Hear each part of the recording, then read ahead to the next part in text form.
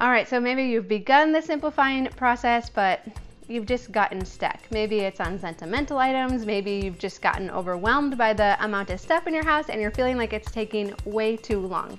What do we do? I have 2 ideas for you that might help you break through this plateau coming up next.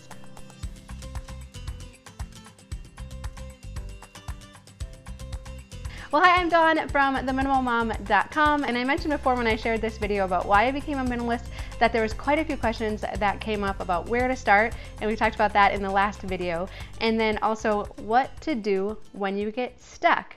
And now, of course, there's lots of reasons we get stuck, and then there's lots of different ways to break through that. So today I want to talk about 2 common reasons why we get stuck and then 2 possible solutions to that. This won't apply to every situation, but I hope that it kind of just gets the wheels turning so that if you do feel like you're just kind of at a standstill in your process of simplifying, that it'll help you to break through. Okay, so let's talk about the first reason that you may have gotten stuck in your process. It might just be that you feel overwhelmed by all of the stuff in your house that still has yet to be simplified. Maybe you've started in some areas and maybe you were successful in those, but now it just feels like there's some stuff left and there's some areas left, and the thought of having to deal with those is really daunting right now. So what do you do?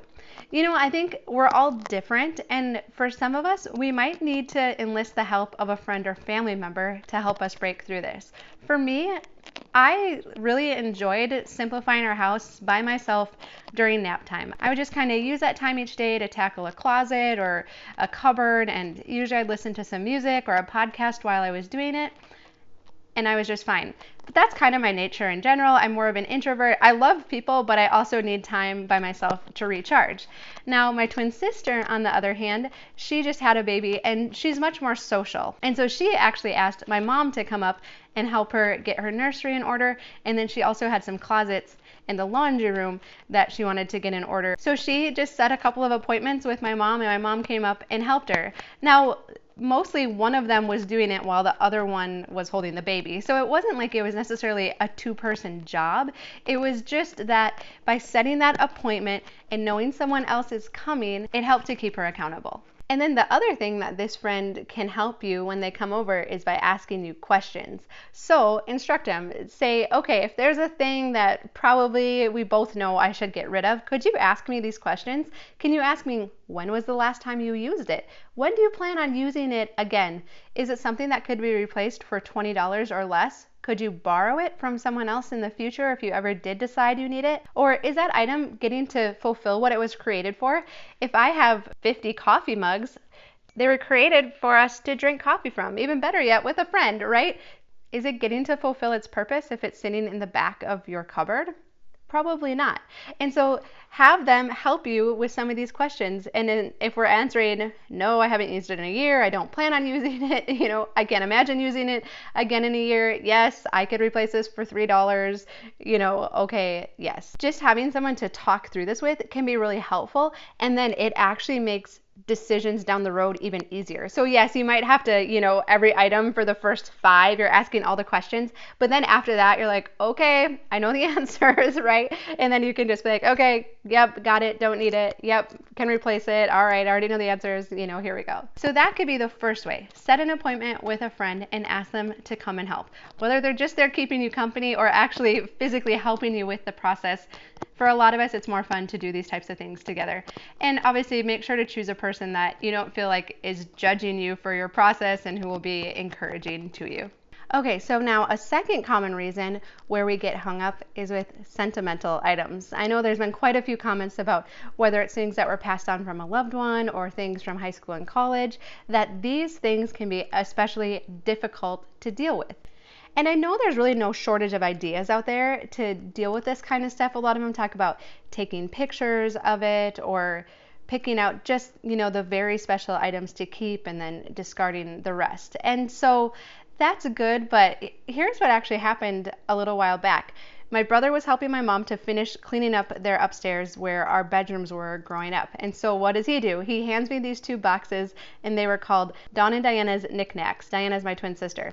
And I knew as soon as I saw the boxes, I'm like, oh, that was the stuff our desk growing up had some shelves on it, and these were all our knick-knacky things that were on those shelves, that we had kept over the years. And then once our bedroom was no longer a bedroom anymore, we packed away in these boxes. And so it had been at least 15 years since we had done this, but yet I still knew what was in those boxes. And so my initial thought was, just throw it away without even looking in it, because you know that you're going to look at these things and then you might be tempted to keep some of them. But really, if I hadn't had any value for them in the last 15 years, they had been like stuck in my parents' basement getting dusty and a little bit wet. Like, it wasn't like these weren't prized possessions. But yet I had the thought, and I remembered there was something in there that my grandma had given to me. And as I thought about it, it actually brought up some sad memories, which surprised me. And so I was like, I wonder what this is about. And as I thought about it more, I just got to thinking about my grandma, and I have so many fond memories of going to her house. Growing up, it was kind of just the central gathering point. They didn't live that far from us, so we spent quite a bit of time over there, and they were really fond memories. But yet, at the end, she actually passed away. Okay, I thought I could talk about this without crying. She actually passed away really suddenly when her and my grandpa were on vacation. And so I didn't get to say goodbye to her, and I don't feel like I ever actually got to fully tell her how much I appreciated her. And so I could not believe the emotions a knick-knack could bring up, right? And so, but I was thinking about it because I was like, well, so do I keep this because of this? But as I thought about it more, I realized that I think it was just that these were just feelings that were never actually fully processed. We were only 16 when she passed away, and I mean, how do we at that age actually know? She was the first person that had been close to us that had passed away. How do we actually know how to deal with this kind of stuff at the time?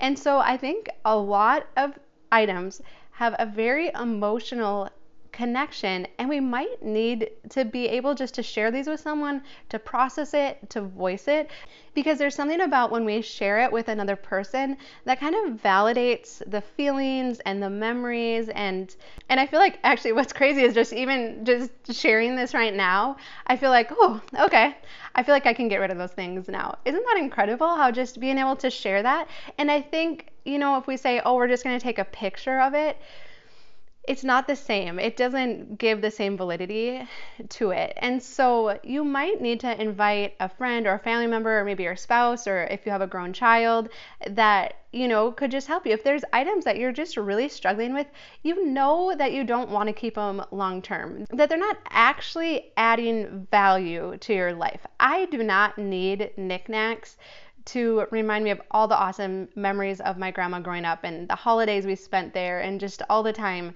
that we spent with her. I don't need that for that.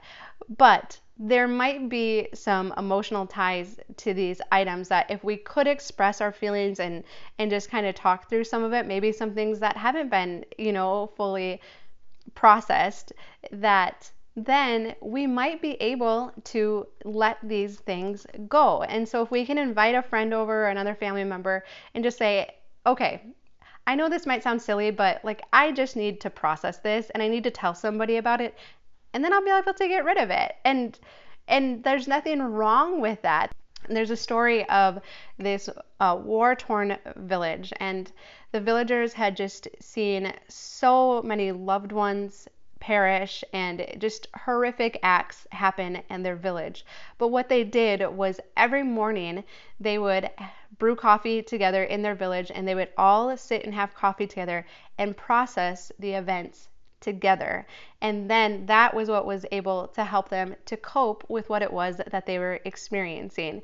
And so there is something very powerful, I think, when we can just share these things that we've gone through or experienced, good, bad, we've all been through things in our life. And if we can just share that with someone, have our feelings validated and that experience, that it might make it a whole lot easier to be able to get rid of some of these things. Now, we probably can't do this with every item in our house, and that's not my recommendation. There still are things that maybe we can just, take a picture of it and store that and know that the item is not going to be forgotten, but that we can, still work towards simplifying our house. So here's what's funny is my mom actually accuses me of not having a sentimental bone in my body. So there, Mom, right?